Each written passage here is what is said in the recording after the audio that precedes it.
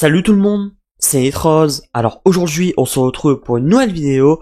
Juste avant que celle-ci commence, n'hésitez pas à aller voir ma vidéo que j'ai faite très récemment, tout savoir sur Beetlejuice 2, donc le casting, l'intrigue, etc. Donc dans cette vidéo, je vais vous donner mon avis sur Beetlejuice que j'ai eu de la chance de voir en avant-première. Donc la critique va se décomposer en plusieurs parties. La première, mon avis sans spoiler. La deuxième, mon avis, mais cette fois-ci avec spoiler. Et pour terminer, la troisième partie, la conclusion, en donnant mon avis global. On commence sans plus tarder avec la critique sans spoiler. Après le décès de Charles, la famille Dietz fait son retour dans la ville de Winter River. Alors que Lydia est toujours hantée par le souvenir de Beetlejuice, sa fille Astrid ouvre accidentellement un portail sur l'après-vie. Lydia part à sa recherche avec Rory et l'épouvantable Beetlejuice, prêt à courir le danger qui plane sur les deux mondes, presque vivants. Déjà, pour vous mettre un peu dans le contexte, je suis un énorme fan de Beetlejuice. Le film de 88, j'ai dû le voir minimum 50 fois, donc j'avais une énorme attente pour le 2. Et 36 ans plus tard, il est de retour. Je pense que comme moi, vous avez peur concernant l'ambiance et les effets spéciaux. Et bah je peux vous l'assurer que Tim Burton a respecté sa promesse. Sa promesse était de retrouver l'ambiance et les effets spéciaux des années 80 du film original, et c'est une mission réussie. Voilà, dans le film, j'ai senti que l'ambiance était comme dans le film de 88. Vraiment. Même les effets spéciaux, c'est pas des effets spéciaux avec la dernière technologie, etc. C'est vraiment, ils ont vraiment repris tout ce qui est dans l'original. Et donc ça fait vraiment plaisir parce que c'était l'une de mes plus grosses craintes. Après, concernant la nostalgie, la nostalgie c'est également pareil que pour l'ambiance. Ils ont vraiment beaucoup joué sur ça. Donc avec le retour des personnages, comme du coup, bien évidemment, Beetlejuice en Michael Keaton qui est juste incroyable dans le rôle, voilà, que 36 ans plus tard est toujours aussi fabuleux et ça c'est juste incroyable. On a également le retour de Winona Ryder en Lydia Dietz, elle aussi elle n'a pas changé, j'ai l'impression de retrouver la Lydia des années 80. Et enfin Catherine O'Hara également qui est de retour, elle pareil, elle a toujours un humour excellent dans le film malgré qu'elle soit plus âgée maintenant. Donc voilà, les anciens, on les retrouve, j'ai l'impression comme si qu'on les avait congelés jusqu'en 2024. Vraiment, tellement que ils ont quasiment pas changé. Leur manière de parler, de leur humour, etc. c'est le même. Dès le début du film, on a que des références au film de 88. L'écriture du titre, la musique en fond, etc. c'est le film original, quoi. Ils ont vraiment misé là-dessus à fond, et ils ont bien fait, quoi. Ils ont bien fait parce que personnellement, ça a fonctionné sur moi.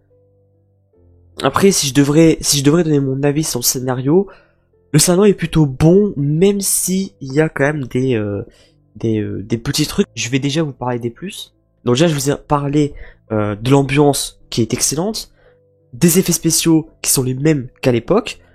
Je vous ai pas non plus parlé d'un gros plus pour moi, c'est les décors et les costumes. Voilà, pour moi, c'est l'un des plus gros avantages parce qu'on retrouve les décors et les costumes du film original. Vraiment, Tim Burton. Dans tous les films de Tim Burton, c'est la base. C'est la base, c'est les costumes. Les costumes, c'est toujours faire des costumes incroyables. Bah là, concernant les nouveaux, donc Jenna Ortega, c'est mon gros coup de cœur. Voilà, c'est mon gros coup de cœur. Je vais pas vous spoiler ni rien, mais je peux vous dire que je suis pas le plus grand fan de Jenna Ortega. Même loin, très loin de là. Mais vraiment, là, c'est mon plus gros coup de cœur. On va dire dans les nouveaux, c'est mon plus gros coup de cœur. Je les trouve vraiment excellentes. Après, peut-être parce que c'est un peu la même vibe que dans Mercredi. Voilà, c'est quasiment la même chose. C'est le côté un peu sombre, sans trop sourire, sans trop d'humour, etc. Là, c'est quasiment pareil. Et son rôle lui va à merveille. Ça lui va à merveille. Elle joue parfaitement bien. Et comme je dis, c'est vraiment mon gros coup de cœur du film. Le truc qui est bien, j'aime bien des films comme ça qui font des genre 20 ans plus tard, etc. C'est que quand on voit au cinéma, on regarde, on a toutes les références. Moi, par exemple, quand je regardais des films, à chaque fois dans la tête, je me disais, ah bah ça c'est une référence au Beetlejuice original. En vous disant que si vous êtes vraiment fan de Beetlejuice du film original, vous avez vraiment aimé le deuxième opus. Parce que c'est un film pour les personnes nostalgiques, c'est un film pour les fans de Beetlejuice. Donc maintenant je vous ai un peu énuméré les points positifs, maintenant passons aux points négatifs. Alors, même si le film, j'ai adoré le film, je vais pas vous le cacher en disant qu'il y a quand même des petits points négatifs. Je trouve déjà qu'il y a quelques longueurs. Voilà, je vais pas vous le dire quand, mais il y a quand même quelques longueurs. Au début déjà, ça a un peu du mal à commencer pour moi, parce que c'est bien évidemment mon avis à moi. Peut-être vous avez pas trouvé, personnellement. Moi, je trouve qu'au début, c'est un peu du mal à s'installer. C'est un peu l'intrigue a du mal à commencer. Il y a également quelques scènes, je trouve que c'est en trop. En fait, je pense que le film aurait dû durer 2 heures. C'est un film qui dure 1h40, je crois, il aurait dû durer plus longtemps, parce qu'en fait, il y a tellement d'intrigues dans un seul film, qu'en fait, ils sont obligés de raccourcir des choses. Par exemple, il y a un manque de développement, il y a des intrigues qui sont vraiment terminées, mais à la va-vite. Il y a quelques scènes que je trouve personnellement un peu trop longues, notamment des chants, des danses, que je trouve un peu inutiles pour ma part. Et aussi, pour terminer, je trouve qu'il y a un petit manque de développement pour certains personnages. Par exemple, je trouve que le personnage que joue Monica Bellucci, je trouve personnellement qu'il y a un manque de développement. Donc voilà, ça c'était ma critique sur spoiler. Donc, pour me donner mon avis en global sur spoiler, le film, vous allez l'adorer. Voilà. Pour moi, personnellement, je pense que vous allez tous l'adorer parce que c'est surtout, en fait, pour les anciens. Voilà. Pour les nouveaux, je pense que vous allez aimer, mais pour les anciens, encore plus. Tim Burton a vraiment voulu jouer à fond la carte de la nostalgie, la carte de l'ambiance, des effets spéciaux, des décors des années 88. Il voulait vraiment rester dans cette vibes-là. Il voulait pas que ce soit un truc nouveau avec plein de technologies, avec des décors de fou et tout. Lui, c'est pas ça il a pas voulu jouer sur ça, il a voulu jouer sur la nostalgie à 100%. Et de mon côté, ça a vraiment bien marché. On ressentait la patte artistique de Tim Burton, et c'était juste excellent. Beetlejuice, c'est toujours Beetlejuice des années 88, ouais. Moi je trouve pas qu'il y a de changement, il y a toujours le même humour, comme j'ai dit, les anciens, Winona Ryder, Catherine O'Hara, sont tous excellents, vous allez voir, de toute façon, sont vraiment excellents. Les nouveaux aussi, voilà, je pense notamment à Jenna Ortega, personnellement c'est mon coup de cœur. Il y a aussi l'acteur, alors je sais plus trop comment il s'appelle, l'acteur qui joue Rory, lui aussi il est vraiment bien. Et voilà, je trouve que l'acteur est quand même excellent, je ne connaissais pas l'acteur, je trouve vraiment qu'il est bien. Il y a également William Dafoe, qui joue Wolf Jackson. Lui, c'était un ancien acteur qui a été vivant, maintenant c'est un policier. Excellent, voilà. Lui aussi, vraiment excellent. Assez drôle, on voit qu'il s'éclate dans le rôle. C'est sûr, ça se voit. Il y a aussi l'acteur qui joue Jérémy, lui aussi, je connaissais pas trop l'acteur, il est assez jeune. Et voilà, lui il est plutôt bon, en plus il est un peu, on va dire, au centre de l'intrigue. Et là, pour le coup, Tim Burton a vraiment géré la distribution du film, parce qu'ils sont tous excellents. Globalement, le film, j'ai trouvé excellent.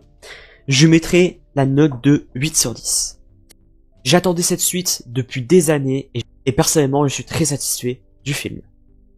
Maintenant, passons à la deuxième partie de la vidéo, mon avis avec spoiler. Si vous n'avez pas encore vu le film, ne regardez pas la suite de la vidéo. J'ai parlé dans la partie sans spoiler de l'ambiance. Là, je vais en parler un peu plus en détail. Et l'ambiance était incroyable. Quand on a retrouvé la maison des Maitland, les anciens acteurs, etc., etc., c'est vraiment... Tim Burton avait promis ça, de toute façon. Tim Burton voulait faire un film où que les fans allaient ressentir l'ambiance, même les effets spéciaux. Les effets spéciaux, c'est exactement la même chose. Avec le monstre de sable. Le monstre de sable, il est exactement comme dans les années 80. Et également, pour la famille Maitland, c'était compliqué quand même pour Tim Burton d'expliquer leur absence du film. Finalement, on a quand même géré. Donc, comme Lydia a dit, ils ont réussi à quitter la maison et partir. Donc ouais, c'est quand même une bonne excuse. C'est comme pour Charles Dietz. Il est pas non plus dans le film. Le fait qu'ils l'ont fait tuer, ça aussi c'était une bonne excuse. Mais par contre, le truc que je m'y attendais tellement pas, c'était qu'il allait avoir quand même un petit rôle. Moi je pensais que c'est bon, il était mort ou à la point barre, on n'en parlait plus. Finalement, il a quand même un mini rôle à jouer.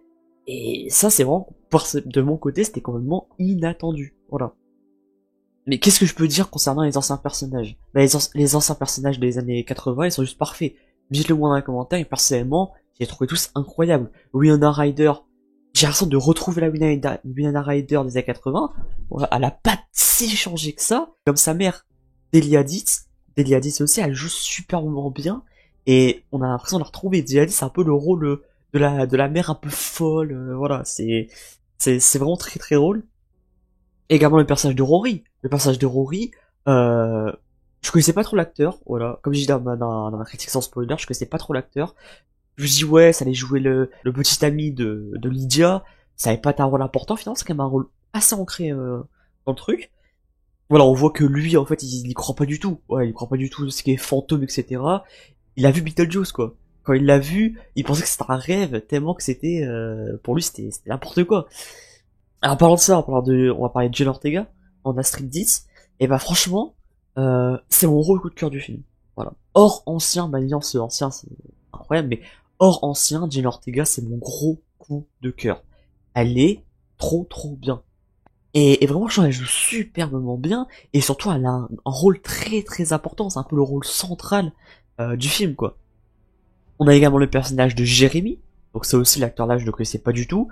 Voilà, un de ses bons rôles, un rôle assez principal quand même, parce que quand même, lui, en fait, pour moi, c'est un peu lui le méchant du film, hein. Parce que j'avais un petit a priori quand même, on va pas se mentir, j'avais quand même un petit a priori sur lui, c'était très bizarre. Euh, Même que ce soit un fantôme qui était mort, qui avait tué sa famille, ça c'était vraiment un retournement de situation.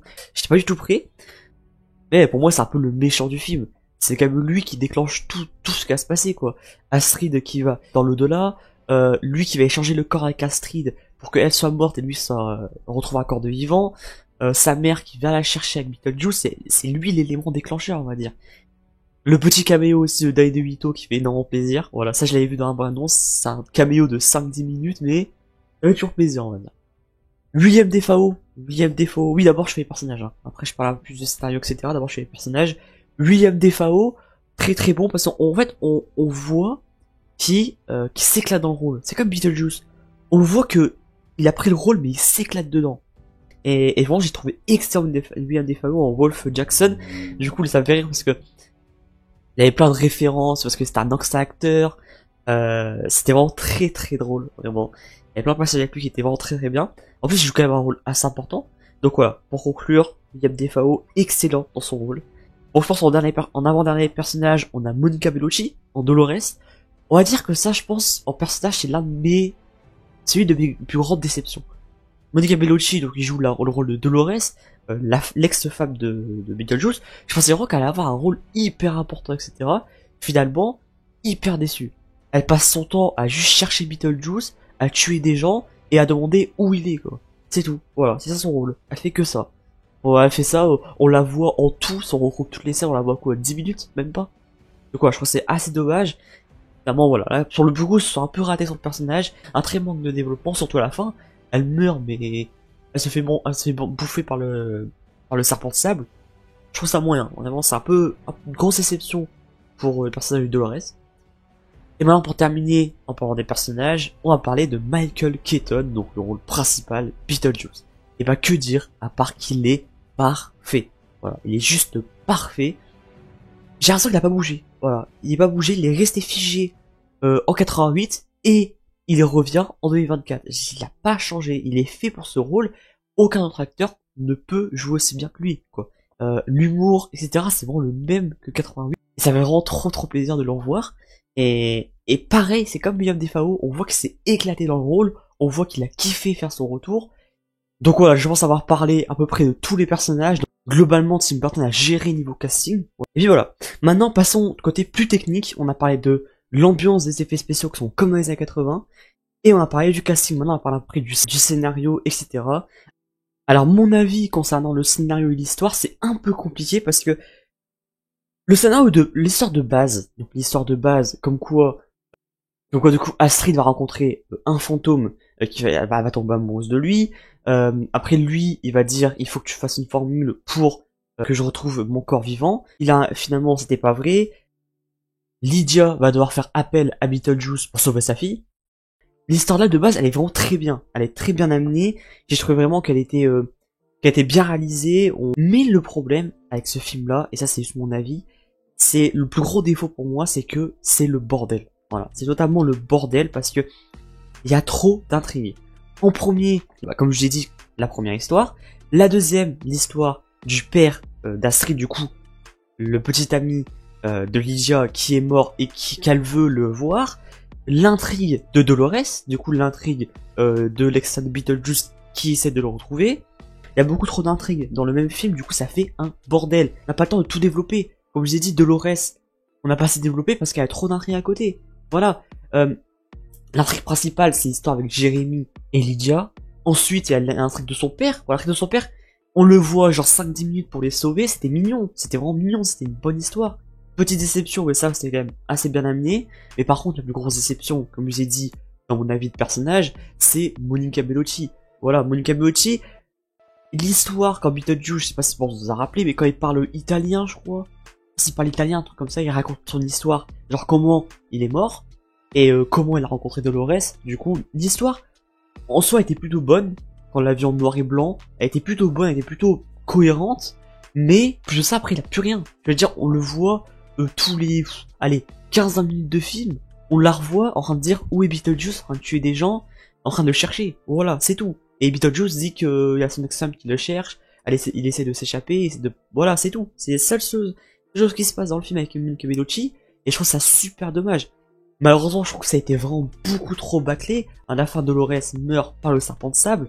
Je trouve ça super dommage d'avoir autant bâclé la chose. Mais bon, bref. Voilà, ça, c'était mon petit défaut. Au niveau de l'intrigue, si je parle de l'intrigue principale, eh ben, elle était excellente. Moi, j'avais peur qu'ils avaient un mauvais scénario. Finalement, le scénario est plutôt bon. La fin, elle est plutôt correcte, je trouve.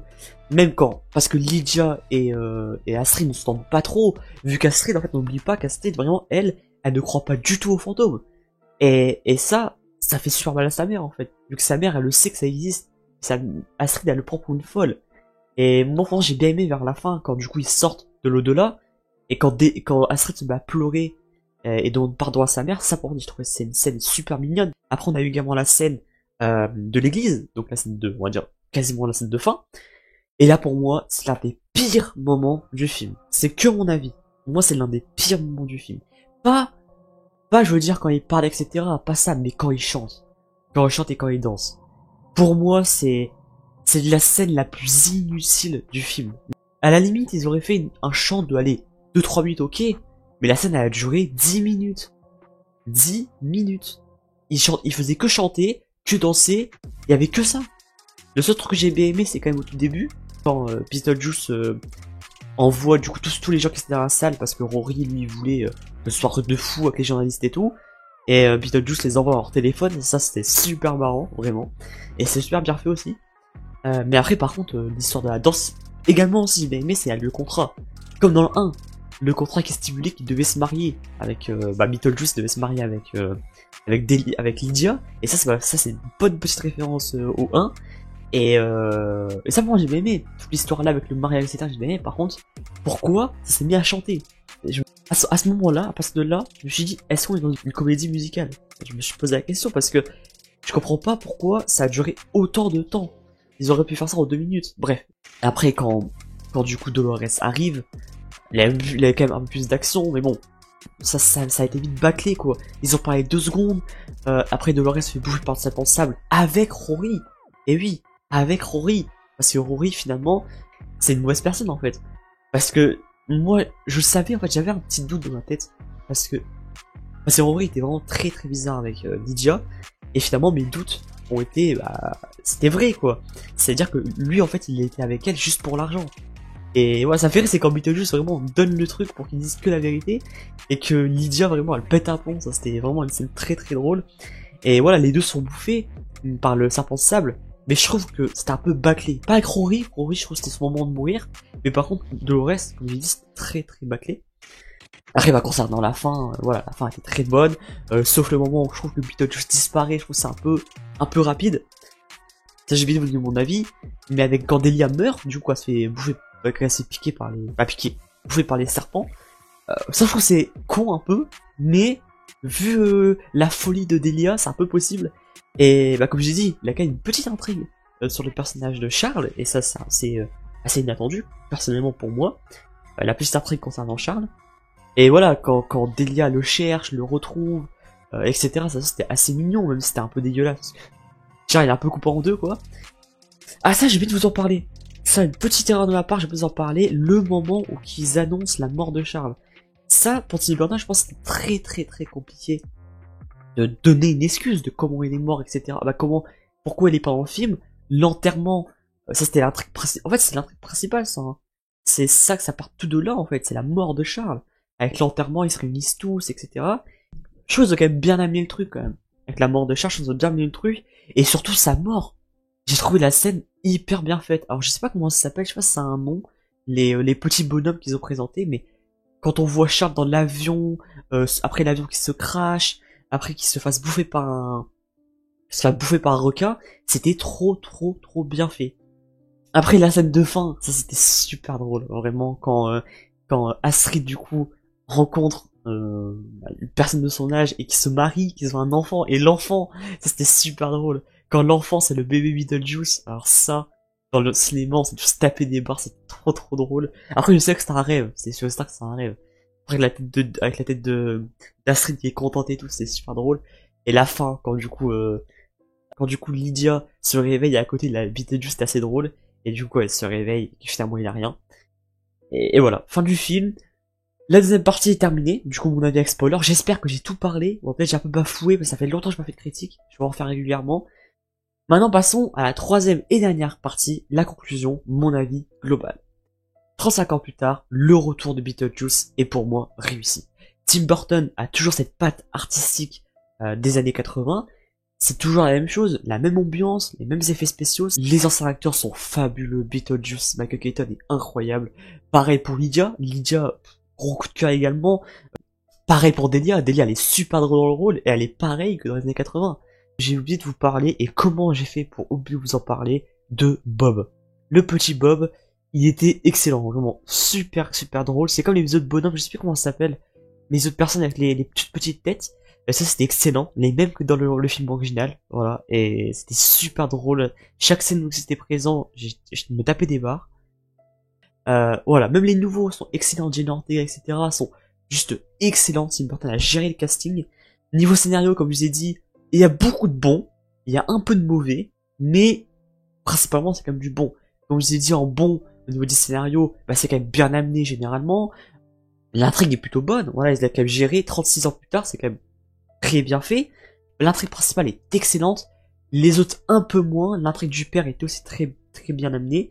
Le manque de développement pour le personnage de Dolores, c'est un peu décevant, ça aussi. La scène de l'église, pour moi, elle est vraiment pas bonne du tout. Personnellement, pour moi. Pas tout, hein. Que quand elle chante et quand elle danse, c'était vraiment trop chiant. Donc voilà, mais globalement, Beetlejuice ou Beetlejuice 2 est excellent. Voilà. Merci Tim Burton, merci la Warner d'avoir géré le film, parce que 36 ans plus tard, j'ai jamais vu un film géré autant, avec autant d'années plus tard. C'est juste une dinguerie, vraiment. Est-ce que Tim Burton va faire un troisième? D'après ce que j'ai entendu en interview, il dit pas non, mais il dit que il sera peut-être mort d'ici là. C'est vrai que 36 ans plus tard, c'est un peu chaud. Bref, du coup, le film, je lui donne la note de 8 sur 10. Voilà. J'ai hésité au début. Je me suis dit, est-ce que je vais mettre 7,5, 8 sur 10? Finalement, je me dis que 8 sur 10, c'est la note parfaite parce que j'ai vraiment kiffé le film. Il est vraiment, pour moi, je l'ai surkiffé, il est vraiment excellent. Tim Burton a vraiment très bien géré. Les acteurs sont aussi trop bien gérés. Et puis voilà. J'espère que cette critique vous a plu. J'ai pris du temps pour faire cette critique-là. J'ai du temps à l'écrire, etc. Donc n'hésitez pas vraiment à liker cette vidéo et à la partager. Dites-moi surtout dans les commentaires ce que vous avez pensé du film. Voilà, ce que vous avez pensé du film, de l'intrigue, des personnages, etc. N'hésitez pas à me le dire. N'oubliez pas surtout de vous abonner et d'activer la cloche de notification pour ne rien rater des prochaines vidéos. On espère un Beetlejuice droit à l'avenir. C'était Transciné. Portez-vous bien. Ciao, ciao.